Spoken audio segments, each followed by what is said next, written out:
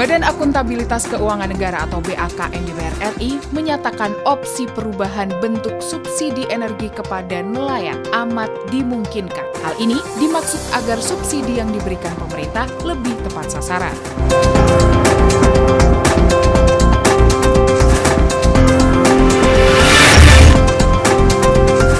Indonesia berpotensi mengalami krisis energi jika tidak bisa meningkatkan produksi minyak dan gas dalam 10 tahun ke depan. Pasalnya, kebutuhan energi fosil dalam energi akan terus meningkat seiring bertambahnya aktivitas bisnis dan pergerakan manusia.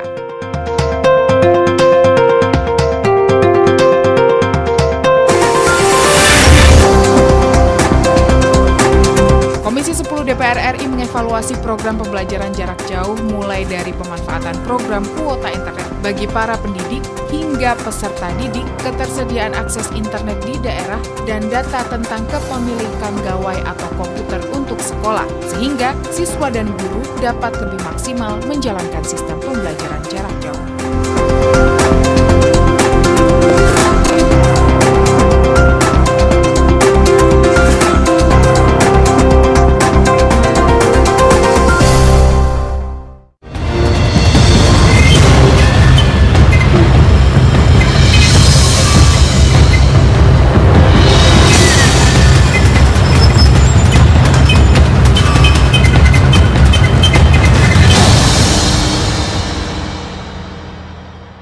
Halo, selamat pagi pemirsa. Kita berjumpa lagi dalam program Suara Parlemen Pagi edisi Jumat 20 November 2020 bersama saya Dadi Ramadan dan juga rekan saya. Dan saya Ayu Rahmawati. Kami sudah menyiapkan beragam informasi seputar dinamika dan aktivitas Dewan Perwakilan Rakyat Republik Indonesia yang akan kami sampaikan kepada Anda pada pagi hari ini. Kita akan masih membahas terkait dengan COVID-19 nih Ayu, di mana disiplin protokol kesehatan yang sangat dikencangkan atau digaungkan oleh pemerintah nih. Ya, betul sekali, karena ini juga menjadi salah satu kunci penting bagaimana kita bisa mengendalikan kenaikan dari kurva pandemi COVID-19 di Indonesia. Dan jangan lupa, meskipun sekarang kita sudah memasuki masa PSBB transisi atau yang biasa disebut juga new normal ya, tetapi kita harus tetap menjaga protokol kesehatan dan pastinya menerapkan 3M. Betul sekali. Nanti kita akan membahas hal tersebut dalam tajuk utama. Namun sebelum itu kita akan membacakan dulu kepada Anda 3 berita pilihan pertama. Yang pertama dari bentuk subsidi energi berpeluang diubah. Anggota BAKN DPR RI Ahmad Najib Kodratullah mengungkapkan format subsidi energi yang ada saat ini seharusnya diubah,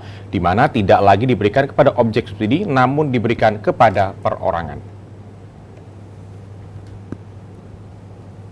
Badan Akuntabilitas Keuangan Negara atau BAKN DPR RI menyatakan opsi perubahan bentuk subsidi energi kepada nelayan amat dimungkinkan. Hal ini dimaksud agar subsidi yang diberikan pemerintah lebih tepat sasaran. Hal tersebut mengemuka dalam rapat antara BAKN DPR RI, Pemkab Subang, dan perwakilan Koperasi Nelayan dalam rangka kunjungan kerja spesifik ke Kabupaten Subang, Jawa Barat. Anggota BAKN DPR RI Ahmad Najib Kodratullah mengungkapkan, format subsidi energi yang ada saat ini harus diubah, di mana tidak lagi diberikan kepada objek subsidi, namun diberikan kepada perorangan.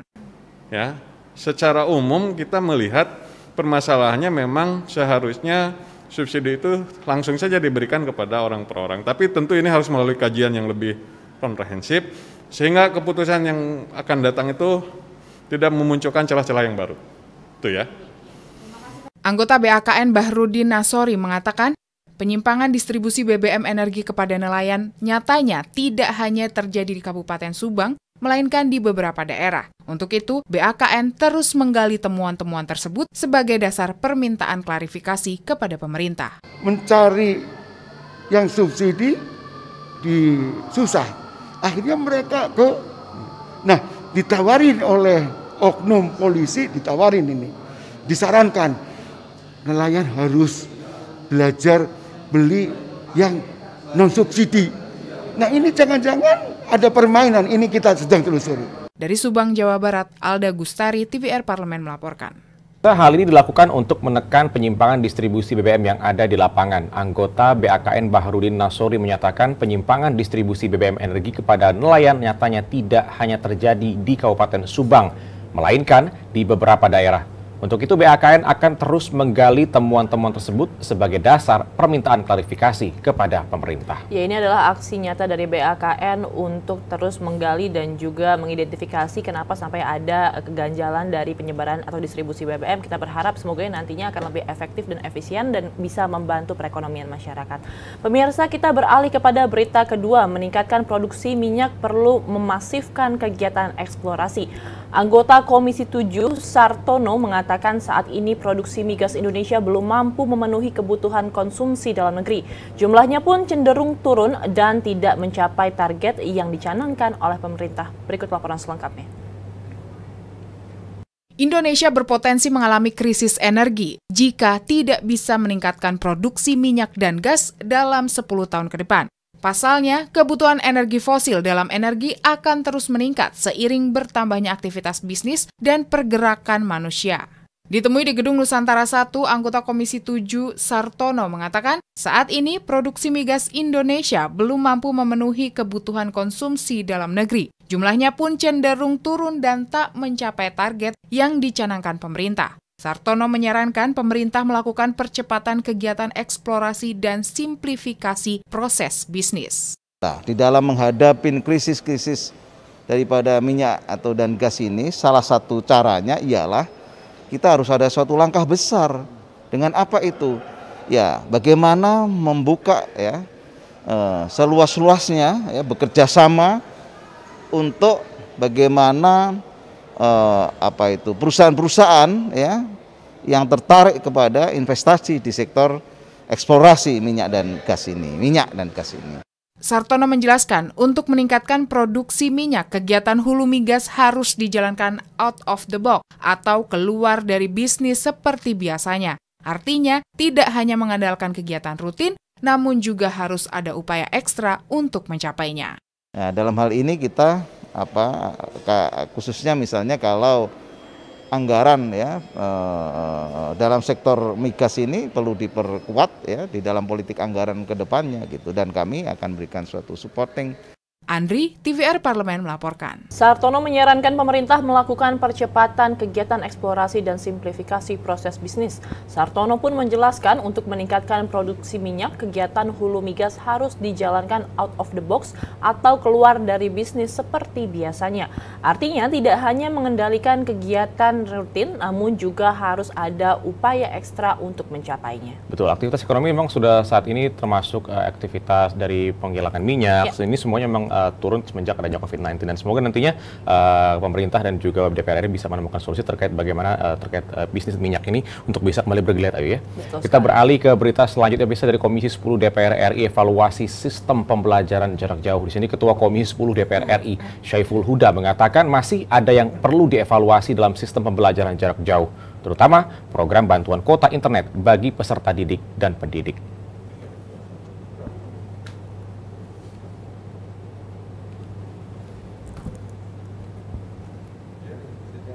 Komisi 10 DPR RI mengevaluasi program pembelajaran jarak jauh mulai dari pemanfaatan program kuota internet bagi para pendidik hingga peserta didik, ketersediaan akses internet di daerah, dan data tentang kepemilikan gawai atau komputer untuk sekolah, sehingga siswa dan guru dapat lebih maksimal menjalankan sistem pembelajaran jarak jauh.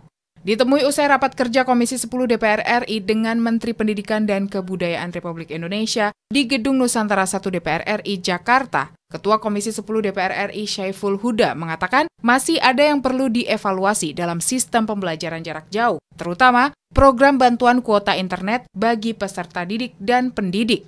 Prinsipnya secara nasional itu cukup membantu. Nah, tinggal ada beberapa temuan di lapangan, misalnya dari kuota yang diterima siswa 35 GB itu, kan ada porsi-porsinya, porsi 5 GB untuk apa, sisanya untuk apa. Anggota Komisi 10 DPR RI Ferdiansyah mendesak Kementerian Pendidikan dan Kebudayaan segera merealisasikan rekomendasi yang telah dikeluarkan Panitia Kerja Pendidikan Jarak Jauh. Ferdiansyah mendorong Kemendikbud mengeluarkan data tentang kebutuhan tenaga pendidik dan peserta didik dalam proses pembelajaran jarak jauh. Di antaranya ya pemetaan berapa sih jumlah yang memang sudah terkoneksi katakanlah listrik. berapa sih yang sudah terkoneksi dengan katakanlah layanan internetnya, berapa sih yang sebenarnya sesungguhnya peserta didik yang sudah mempunyai fasilitas, baik itu dawai atau di sekolahnya komputer. Hilman dan Edo, TVR Parlemen melaporkan. Menilai kuota internet yang saat ini belum sepenuhnya bermanfaat karena masih terdapat pembatasan kuota belajar dan umum. Syaiful berpendapat seharusnya bantuan kuota internet dapat difleksibelkan sehingga penggunaannya maksimal. Anggota Komisi 10 DPR RI Ferdiansyah mendesak Kementerian Pendidikan dan Kebudayaan untuk segera merealisasikan rekomendasi yang telah dikeluarkan Panitia Kerja Pendidikan Jarak Jauh. Ferdiansyah mendorong Kemendikbud mengeluarkan data tentang kebutuhan tenaga pendidik dan peserta didik dalam proses pembelajaran jarak jauh. Ya, ini kalau dari dunia pendidikan memang salah satu yang paling terdampak di dalam pandemi COVID-19 ini, dan juga banyak sekali adaptasi yang dilakukan dan mungkin berbagai macam kesulitan di lapangan, sangat dinamis sekali, bukan hanya di Jakarta tapi justru sebagian besar mengalami kesulitan ini di daerah-daerah 3T. Kita berharap semoga nantinya bantuan dari pemerintah ini dapat efektif supaya nantinya ini para anak-anak dan juga peserta didik bisa mendapatkan pendidikan yang layak dan juga maksimal pasti. Betul sekali. Pemirsa, tadi sudah kita bahas kepada Anda 3 berita pilihan pertama. Nanti kami akan kembali lagi untuk membahas headline surat kabar yang terbit pada hari ini. Jadi pastikan Anda jangan kemana-mana.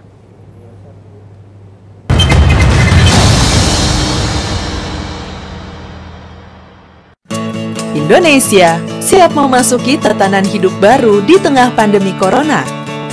Apa kita sudah paham persiapan dan protokol kesehatan yang harus dilakukan di lingkungan kerja? Pastikan kondisi tubuh sehat saat berangkat ke kantor. Gunakan masker, membawa perlengkapan makan sendiri, sediakan hand sanitizer, dan selalu mencuci tangan. Saat akan melakukan ibadah, ingatlah untuk saling menjaga jarak aman dan membawa perlengkapan ibadah sendiri. Karena tempat ibadah sudah tidak menyediakan alat ibadah untuk mengurangi penyebaran virus corona. Semoga kita semua mampu memutus mata rantai penyebaran COVID-19 dan roda perekonomian pun tetap berputar.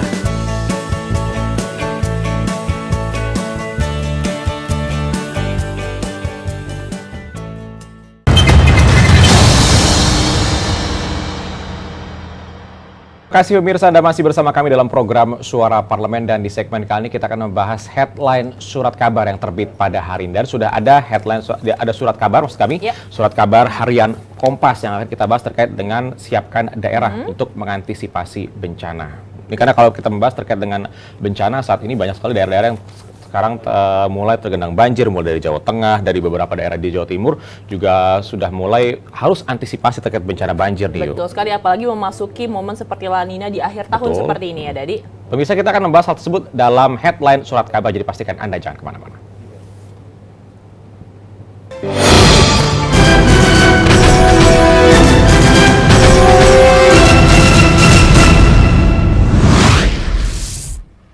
Pemirsa, fenomena La Nina yang berdampak pada meningkatnya intensitas curah hujan telah memicu terjadinya banjir, longsor, puting beliung, dan banjir bandang di sejumlah daerah. Ancaman bencana ini akan meningkat di akhir tahun 2020 seiring ketidakpastian sejumlah daerah dalam mengantisipasinya.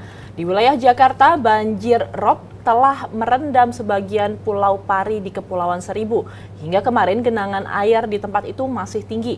Pada banjirop kali ini lebih dari separuh pemukiman di pulau seluas 41,32 hektar dan dihuni 395 keluarga itu terendam banjir. Ya, saat ini memang Indonesia tengah ditempa banyak sekali permasalahan termasuk dari COVID-19 dan juga ini bagaimana bencana-bencana yang bisa terjadi ke depan di akhir tahun di 2020 ini. Dan kita berharap tentunya pemerintah bisa memberikan edukasi kepada masyarakat bagaimana untuk bisa melakukan pencegahan dini terkait dengan bencana. Betul sekali, dan yang pasti harus diperhatikan adalah ketika nantinya ini telah terjadi banjir di beberapa daerah dan harus ada pengungsian, harus dilihat lagi bagaimana protokol kesehatannya, jangan sampai menjadi klaster baru dari virus corona itu sendiri. Betul sekali. Pemirsa, tadi sudah kita bahas kepada Anda pastinya menjadi headline media online. Nanti kami akan kembali lagi untuk membahas tajuk edisi Jumat 20 November 2020 dengan tema disiplin protokol kesehatan. Jadi pastikan Anda jangan kemana-mana.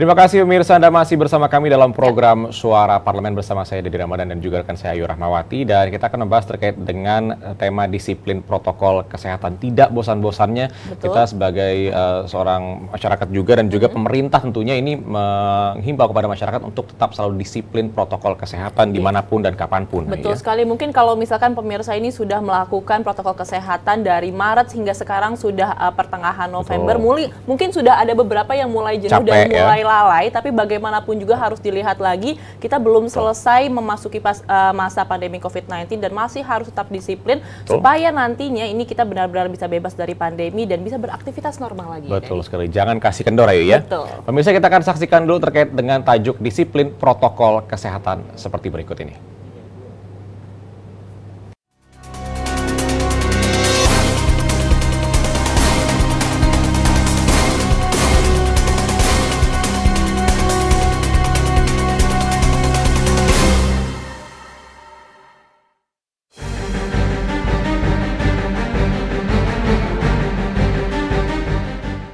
Sanksi tegas pelanggar protokol kesehatan. Sejumlah kegiatan melanggar protokol kesehatan seperti kegiatan yang menciptakan kerumunan massa dalam jumlah yang cukup besar seperti demo hingga pernikahan Putri Habib Muhammad Rizik Syihab, kasus pengajian Habib Lutfi di Pekalongan, dan kampanye pilkada di Solo. Untuk itu, pemerintah harus bertindak tegas dan jangan tebang pilih. Oleh karena itu, pemerintah harus tegaskan dan ingatkan kepada masyarakat untuk disiplin dalam menerapkan protokol kesehatan COVID-19, serta bersikap tegas dalam memberikan sanksi terhadap setiap pelanggar protokol kesehatan tanpa terkecuali. Pemerintah harus instruksikan kepada kepala daerah agar tidak melanggar aturan yang dibuat sendiri terkait penegakan protokol kesehatan pencegahan COVID-19, serta mensosialisasikan instruksi khusus tersebut secara masif kepada setiap kepala daerah agar dapat dijalankan secara efektif. Satgas Penanganan COVID-19 dan pemerintah daerah melakukan evaluasi penanganan COVID-19, tingkat kedisiplinan masyarakat, dan status COVID-19 di wilayah masing-masing, sehingga kedepannya dapat dilakukan sikap dan ketentuan yang lebih tegas terkait penanganan COVID-19. Oleh karena itu, masyarakat harus disiplin menjalankan protokol kesehatan 3M, yaitu mencuci tangan, memakai masker, dan menjaga jarak satu sama lain, serta tidak mengedepankan ego sektoral yang dapat membahayakan kesehatan diri sendiri maupun orang lain, dan tidak melanggar protokol kesehatan yang berlaku.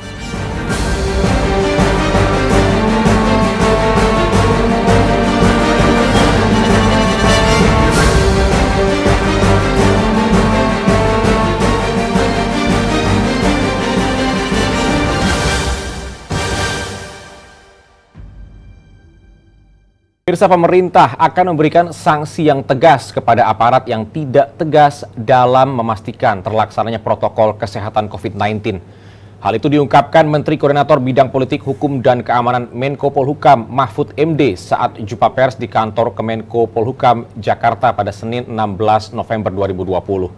Kepada aparat keamanan, kata Mahfud, pemerintah meminta agar mereka tidak ragu dan bertindak tegas dalam memastikan protokol kesehatan dapat dilakukan dengan baik. Sedangkan kepada kepala daerah, pejabat publik, aparat, dan masyarakat di seluruh Indonesia, pemerintah mengingatkan bahwa pemerintah akan menindak tegas dan melakukan penindakan hukum bila terjadi pengumpulan massa dalam jumlah besar. Pemerintah mendapat keluhan dan masukan dari berbagai kalangan seperti dari para tokoh agama, tokoh masyarakat, dari purnawirawan TNI dan Polri, dari dokter, relawan, serta kelompok masyarakat sipil yang bergelut dengan perjuangan kemanusiaan dalam menghadapi COVID-19 atas praktik pelanggaran protokol kesehatan. Mereka mengatakan negara tidak melihat dan tidak boleh melakukan pembiaran terhadap aksi-aksi pelanggaran aturan, pembangkangan maksud kami, premanisme, dan pemaksaan kehendak, serta tindakan-tindakan lain yang dapat mengoyak persatuan dan kesatuan bangsa dan negara. Kapolri Jenderal Polisi Idam Aziz menerbitkan surat telegram Kapolri berisi pedoman penegakan hukum terhadap terjadinya pelanggaran protokol kesehatan. Surat telegram ini tertuang dengan nomor ST-3220-11-kesehatan 7-2020 tertanggal 16 November 2020 kemarin. Ya, jadi ini kalau misalkan ada pemirsa yang menerima ajakan untuk berkumpul atau ada kegiatan-kegiatan yang sekiranya ada jumlah masanya ini, kalau dari peraturan pemerintah lebih dari 30, dihimbau untuk jangan mengikuti dulu. Apalagi kalau misalkan kita tidak mengetahui bagaimana protokol kesehatan yang diterapkan ini tidak baik, lebih baik tetap di rumah saja, jangan sampai membuat klaster baru dari pandemi COVID-19. Karena kemarin dari pada minggu lalu ini angkanya sempat mencatat rekor yang juga sangat tinggi, yaitu 5.000 kasus per hari. Ya. Dan ini kita harus sangat-sangat sama-sama perhatian pemirsa bahwa banyak sekali masyarakat yang masih aware saat ini. Jangan sampai masyarakat-masyarakat yang abai ini malah berdampak pada masyarakat-masyarakat yang sangat aware atau perhatian terhadap kasus dari COVID-19 ini ya. Betul sekali. Pemirsa, nanti kami akan kembali lagi untuk membahas tajuk utamanya, jadi pastikan Anda jangan kemana-mana, tetaplah bersama kami dalam program Suara Parlemen.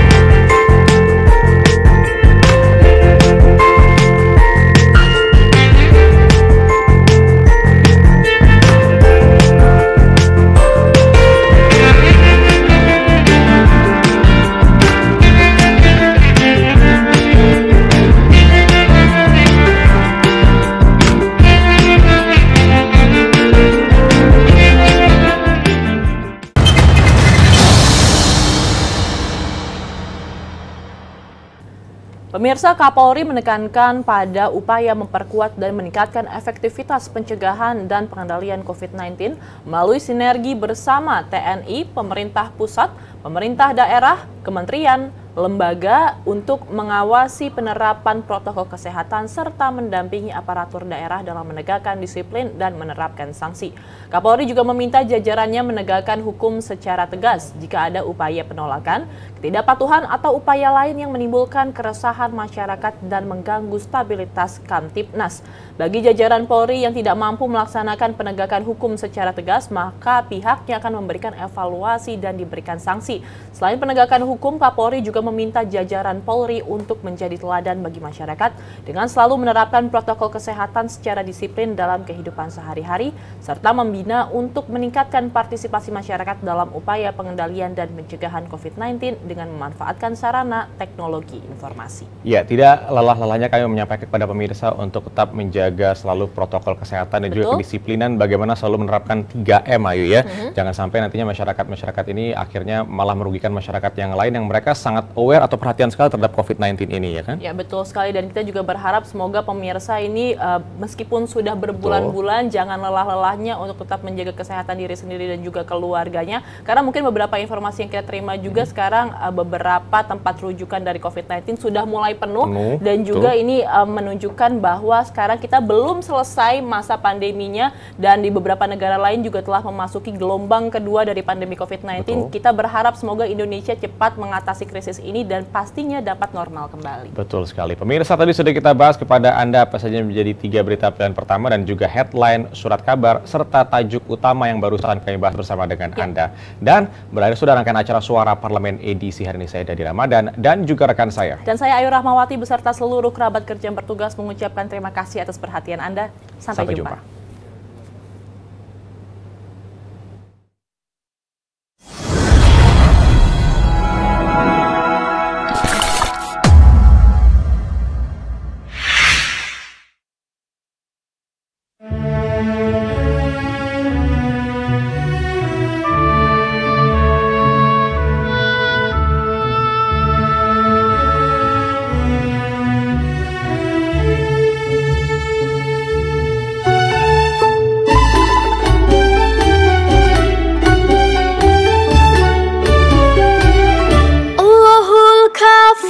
ربنا الكافي قصدنا الكافي وجدنا الكافي لكل كافي كفانا الكافي ونعم الكافي الحمد لله.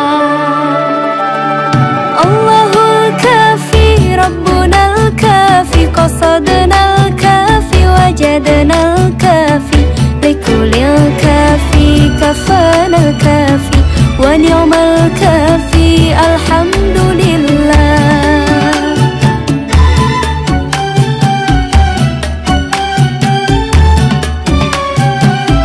Kita hidup di zaman sekarang, banyaknya orang lupa Tuhan. Facebook dan YouTube jadi tuntunan, lupa mengaji, lupa Al-Quran. Jangan salahkan orang tua bila kita masuk neraka. Kita yang jauh dari agama, amal ibadah pun tak ada. Allahul kafi Rabbunal kafi qasadnal kafi wajadnal kafi likulil kafi kafanal kafi wa ni'mal kafi alhamdulillah.